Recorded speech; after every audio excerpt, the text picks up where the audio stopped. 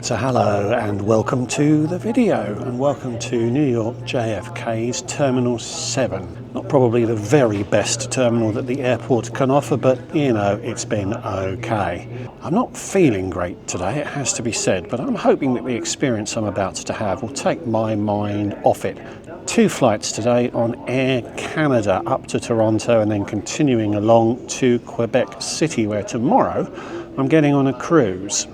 Now, as I've said in the past, economy reviews are a bit dull, so I have paid the extra money to get up into business class, which has brought me precisely no benefits through this terminal as there is no lounge. But it's still relatively early in the morning, so I haven't missed the opportunity to get on the Source for free and will be boarding shortly. Quite looking forward to this. I haven't been to Canada for a very long time, and it is well known that Canadians are the nicest people in the world. So if you'd like to see what the experience is like and find out whether I perk up at all as the day goes on, stick around. Hi, I'm Matt and this is Matt's Planet. I aim to entertain, educate and inspire with my travel adventures from planning to execution. I'll show you how you can travel in style for a lot less than you'd think. So subscribe so you can come with me. Didn't sound great there, did I? This was the morning after my disrupted flight from London on Virgin Atlantic. The flight itself hadn't been disrupted, but my stomach had been after the calorific battering it had taken from the buttery fish I'd eaten. I'd not had a great night's sleep, and I'd also not eaten anything yet that morning, as I was still quite fragile. But, as is my habit, I stopped by the check-in desk to pick up a physical boarding pass, as I'd been on the road when check-in opened and hadn't had access to a printer. TSA Pre, the gift with purchase you get when you enrol in the Global Entry programme, was a bit of a shambles that morning. We were directed onto the back of a regular security line, which was taking forever. Eventually, the agents evicted the non-TSA Pre passengers in front of us and things sped up. Again, I fear it would have been quicker to go through a regular lane. Air Canada doesn't provide a lounge at JFK. It was only after recording that intro that I remembered that this terminal used to be the home of BA at JFK until they co-located with American in Terminal 8. I don't know what happened to the old BA lounges here, but the check-in agent did say that there was a terminal lounge, although it didn't feature in my Dragon Pass lounge scheme. It's not great that Air Canada can't provide a lounge for travellers here, although there are only 2 daily flights to Toronto from JFK. There's 10 or more daily from LaGuardia and 6 or more from Newark. So it's not perhaps a shock that they haven't built their own facility in T7, but it's a little surprising that they haven't co-located their operations with their North American Star Alliance buddies United, who operate some nice facilities in Terminal 1. I sat quietly, feeling a bit sorry for myself, until it was time to board, and I headed to Gate 7 and timed it very well as boarding was just commencing. Quickly through and down to our Chariot, a 16-year-old Embraer 175 that was built in and flew around Brazil for 6 years until Air Canada acquired it in 2015. It now flies under Air Canada Express branding, which operate regional feeder flights into Air Canada's network. Even as a regional carrier, it still has a dedicated business class cabin with 4 rows of 1-2 seating with the overstuffed business cabin seats that are beloved by North American carriers. The puniest overhead bin I've ever seen, although there was ample space for my rollerboard on the other side.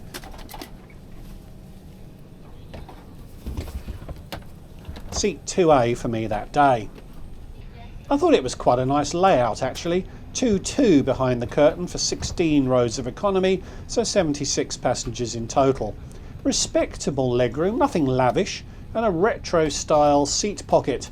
And seat back entertainment, or at least the promise of seat back entertainment. The legroom was sufficiently spacious that a drop down tray table wouldn't have worked, so one pops out of the armrest next to me, and it did what tray tables do.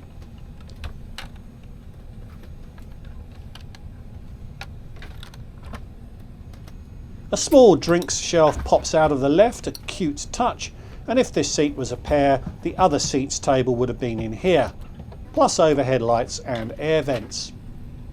For a flight scheduled to be in the air for less than 75 minutes, the accommodation was more than adequate, a bit retro in appearance perhaps, and some of the storage spaces have clearly taken a battering over the years, but it was all more than adequate. A bottle of water was distributed before the doors closed, which was welcome, and as it doesn't take long to board 76 people, we pushed back bang on time. The usual long taxi for a JFK departure, although there seemed to be some military operations happening that day. But soon enough, it was our turn and we were off. A beautiful afternoon, and although I don't do this often these days, I will linger a little on some of the cool footage I took from the window as we climbed, circled back and passed to the north of Manhattan.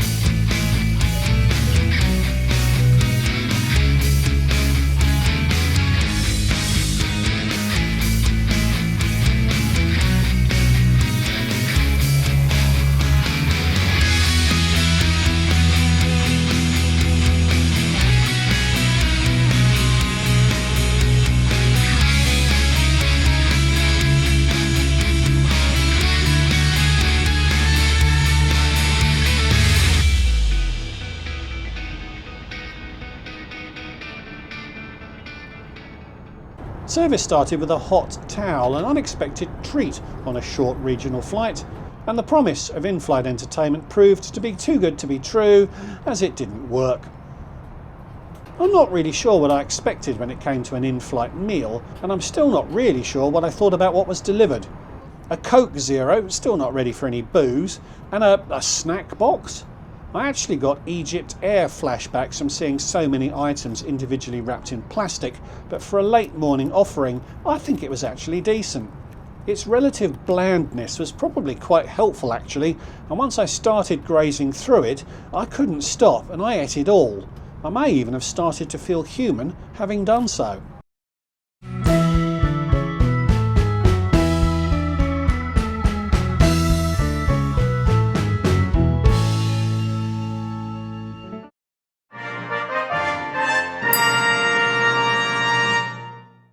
Despite the age of the plane, there was Wi-Fi. Messaging was available for $1, or it was free for Aeroplan members. I am an Aeroplan member, but access was granted based on your seat number, and as I was crediting this flight to another airline, I couldn't get in. Full internet access for the full flight was $11.25 Canadian. I didn't go to the loo and not a lot else happened.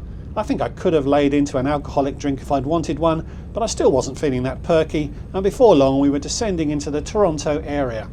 The weather was still holding up, so we got some great views of the downtown skyline on our final approach.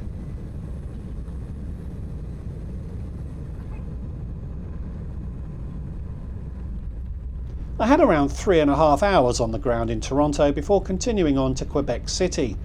I'd flown into Canada 6 times previously, and it's the only country where I've ever had any difficulty getting in. On 3 or perhaps 4 of those 6 occasions, I'd been questioned quite thoroughly as to my reasons for visiting. They always let me in, but it was weird that it's only ever been Canada where I've had to answer anything beyond the most basic of questions on arrival. The last of those visits had been 15 years ago, since when an electronic travel authorisation process has been introduced. It's similar to the US ESTA in that you fill in a form online, pay $7 Canadian, and approval to enter Canada should come through in a day or so. Mine took 16 hours. That approval to enter Canada then lasts for 5 years. There's also now an app which further streamlines the entry process. It's called the Arrive Can app, and you fill in the specifics of your arrival, link it to your ETA, and when you get to the border, there's not really any questions left to ask. It was a fair old walk from where our plane landed, and you are streamed depending on whether your destination is Toronto, somewhere else in Canada, or somewhere overseas, but eventually you reach some kiosks. Your passport is scanned, your photo is taken, and then you progress to the inspection desks. I didn't film that bit, but the chap still asked me what the purpose of my visit was, but that was all that he did ask, and I was in. Like a few other countries these days, you don't get a stamp in your passport. The walking was not yet done, as there was still a way to go to get to the domestic departure terminal. So you now have to complete quite a few steps to get into Canada, a few of which did seem duplicative, but I suppose anything that avoids an interrogation is fine with me. I headed straight to the lounge. I was feeling better by the minute and was now feeling hungry and thirsty. My business class ticket afforded me entry, through an automated gate actually, but Star Alliance Gold status would have similarly done the trick. I liked this lounge. It was large and it was fairly busy, but it was very open and airy with lots of windows out onto the apron. There were open seats, but all of them this end made it feel like you'd be intruding on another group if you tried to sit in one of them. The food and drink was located in a central area, I'll come back to this, and beyond was a more relaxed seating area that had some open seating.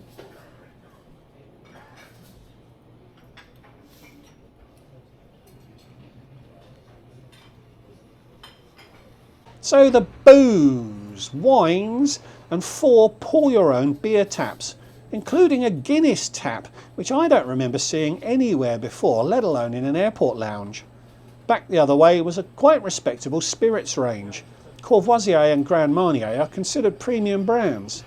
Coffee machines beyond, and on the end was a well-stocked fridge of soft drinks, quite a range available.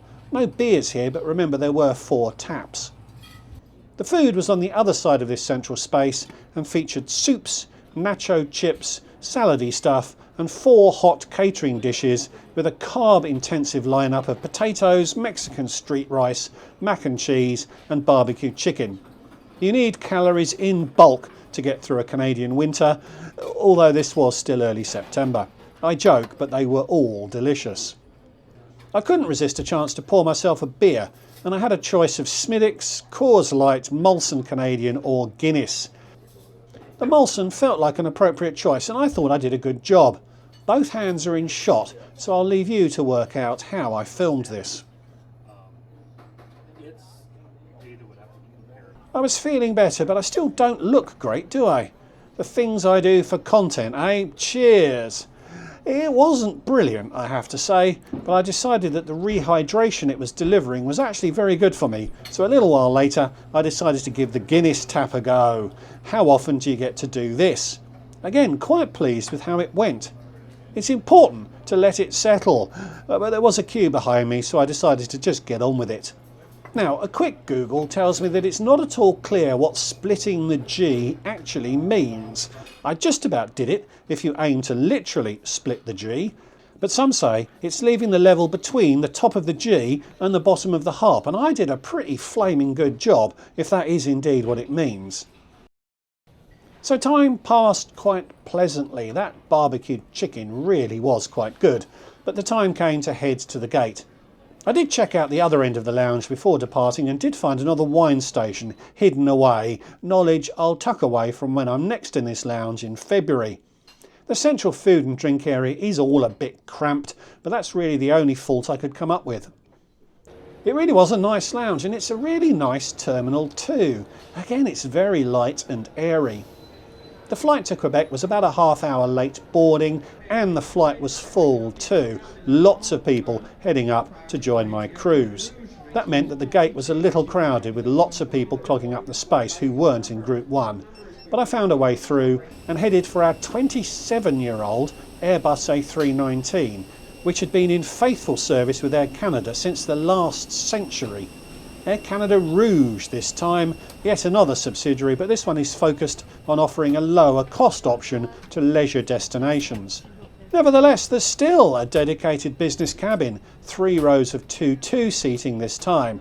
These seats date from a refit in 2015. Seat 2A for me yet again. Much better legroom this time, plus a footrest that may be comfortable for some passengers but isn't for most. No seatback entertainment this time, working or otherwise, but a nice separation between you and your neighbour.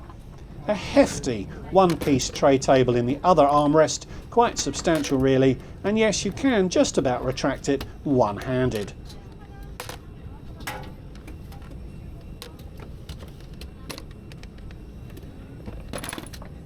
Plus overhead lights and air vents. Again, a bottle of water was distributed before pushback and we ended up leaving the gate about a half-hour late after a rainstorm, which probably explains the delay. and up into a slightly gloomier Toronto afternoon. Again, I didn't really know what to expect when it came to service on this 70-minute flight, so I was pleasantly surprised when a drinks trolley appeared. I could see wines and beers, so I had to ask for a gin and tonic to check that spirits were available. They were. That's my excuse, and I'm sticking to it. I was starting to feel like a proper human now. Cheers! I thought that might be it, but then some food appeared. Wouldn't you know it? Chicken with a barbecue sauce and some coleslaw. Not quite as nice as the lounge's version of this, but still really tasty. Again, this plane was Wi-Fi equipped, a very similar offering to the first leg, and the rest of this short flight passed uneventfully, and before long we were descending into a much brighter Quebec City. So before I wrap up this experience, how much did I pay? These two flights cost me £381, which is quite a lot and was significantly more than the economy flight would have cost.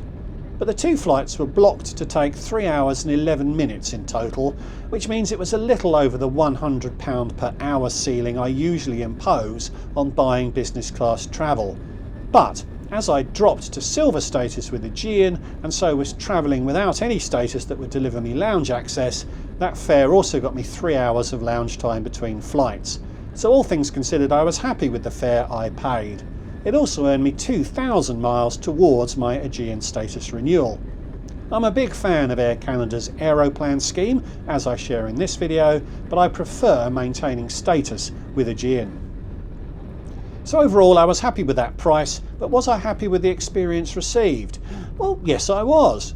I'm so used to the no-frills approach of Euro business offerings that any short flight with a dedicated cabin, elevated seats and unexpectedly strong catering is going to impress me these days. The lack of a lounge at JFK is annoying, but the Toronto lounge was really good. I should compare Air Canada to its North American competition, against which their equipment and seats feel really dated, but the service experience compared well. And a word on the crew, like other North American airlines, they were at the mature and a bit grumpy end of the scale. Not at the extreme by any means, but there was little that was memorable about their contribution to the experience, which is a little disappointing as Canadians are the nicest people in the world, but overall I really enjoyed my time with Air Canada. So thanks for watching, I hope you enjoyed it. Please give this video a like if you did and leave me a comment. Have you flown Air Canada recently?